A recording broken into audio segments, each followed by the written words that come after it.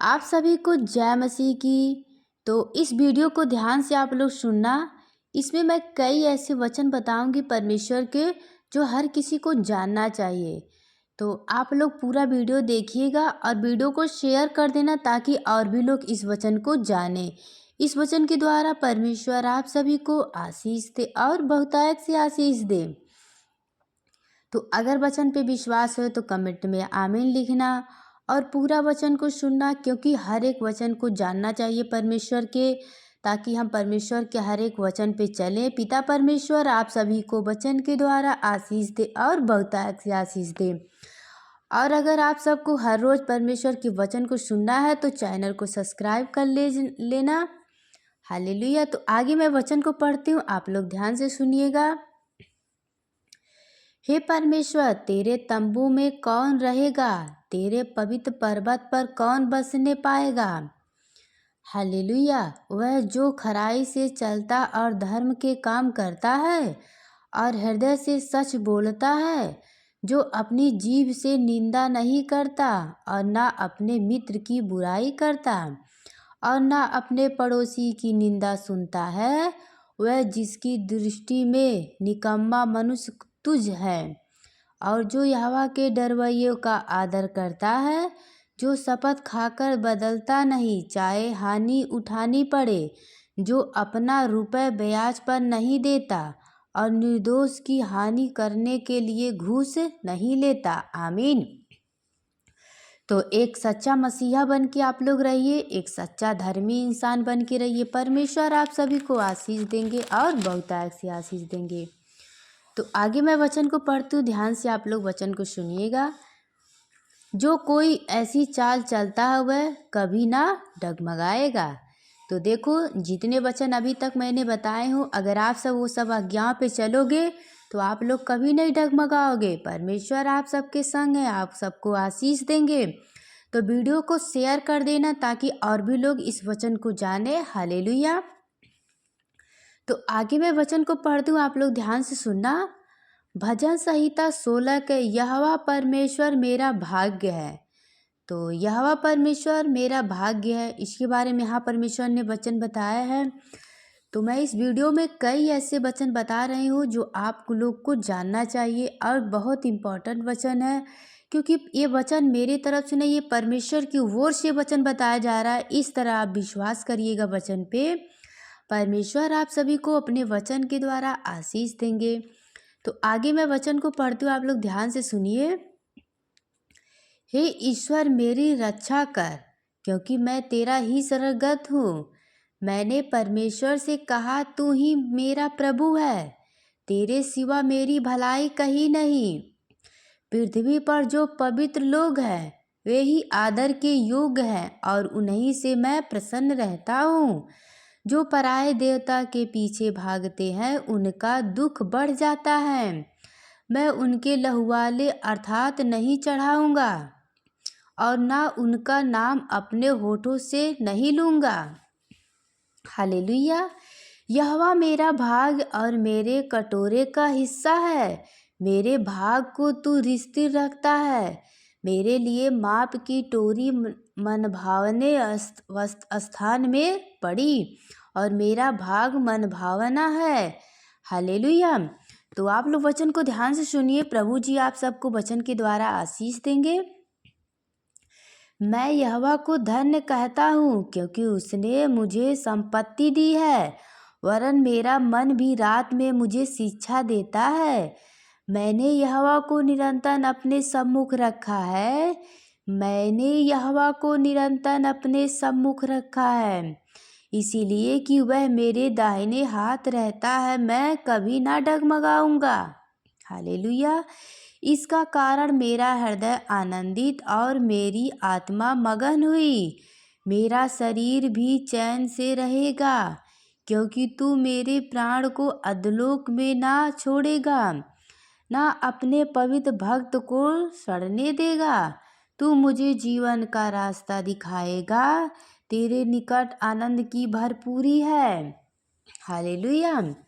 तेरे दाहिने हाथ में सुख सर्वदा बना रहता है। यस, आमीन। तो देखिए, मैंने जितना वचन बताए हो, तो मैं उम्मीद करती हूँ आप लोग को वचन समझ आया होगा। इस वचन के द्वारा परमेश्वर आप सभी को आशीष दे और बहुतायत से आशीष दे। तो इसीलिए जब हम इस वचन पे चलते हैं तो परमेश्वर हमें आशीष देते हैं। तो बिल्कुल आप लोग वचन पे चलिए, परमेश्वर आप सभी को वचन के द्वारा आशीष दे और बहुतायत से आशीष दे। तो आगे हम और वचन बताती हूँ, आप लोग ध्यान से वचन को सुनिएगा।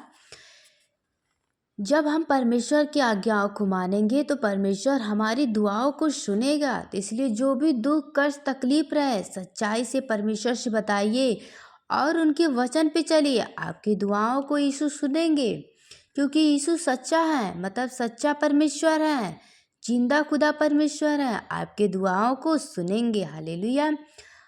अत्याचारी से बचने के लिए प्रार्थना। तो अत्याचारी से बचने के लिए प्रार्थना भजन संहिता 17 के वचन है। तो इसे ध्यान से वचन को सुनना। हालेलुया।